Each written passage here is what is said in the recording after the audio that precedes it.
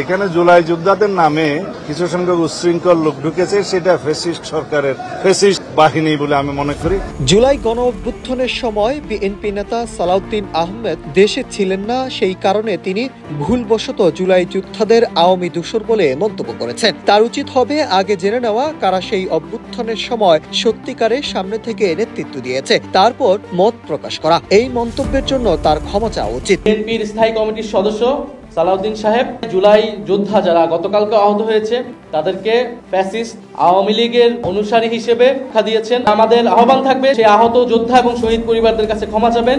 জুলাই যোদ্ধাদের নামে আওয়ামী ফ্যাসিস্ট বাহিনী সংসদ এলাকায় বিশৃঙ্খলা করেছে বিএনপির স্থায়ী কমিটির সদস্য সালাউদ্দিন আহমেদের এমন মন্তব্যের তীব্র নিন্দা জানিয়েছেন জাতীয় নাগরিক পার্টির আহ্বায়ক নাহিদ ইসলাম। সেই সঙ্গে আহত যোদ্ধা ও শহীদ পরিবারের কাছে সালাউদ্দিন আহমেদকে ক্ষমা চাওয়ার আহ্বান জানিয়েছেন তিনি। 18 অক্টোবর এনসিপির কেন্দ্রীয় কার্যালয়ে এক সংবাদ সম্মেলনে এ নিন্দা জানান নাহিদ। 10 বছরের যাত্রা তো কেবলই শুরু। একসাথে গ্রো করার এই জার্নি চলুক আগামীতেও।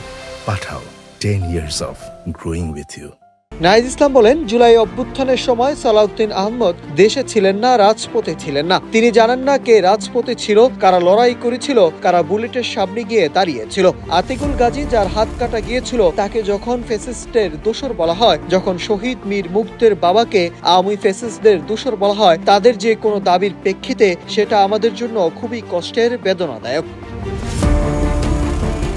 তিনি আরো বলেন, সালাউদ্দিন আহমেদের মতো একজন অভিজ্ঞ রাজনৈতিক নেতার কাছ থেকে এমন ভিত্তিহীন মন্তব্য কাম্য নয়। জুলাই গণ অভ্যুত্থান কোন দলের আন্দোলন ছিল না, এটি ছিল জনগণের মুক্তির সংগ্রাম, যেখানে দেশের তরুণ, ছাত্র, শ্রমজীবী ও সাধারণ মানুষ বুক পেতে লড়াই করেছে। সেই আন্দোলনে অসংখ্য তরুণ আহত হয়েছে, অনেকে শহীদ হয়েছেন। তাই তার উচিত হবে এই মন্তব্য অবিলম্বে প্রত্যাহার করে আহত যোদ্ধা ও শহীদ পরিবারের কাছে আন্তরিকভাবে ক্ষমা চাওয়া। হয়তো ভুলবশত বা তথ্য না থাকার কারণেই সালাউদ্দিন আহমেদ এমনটা বলেছেন। Nahid Hasan, news desk, Ittefaq.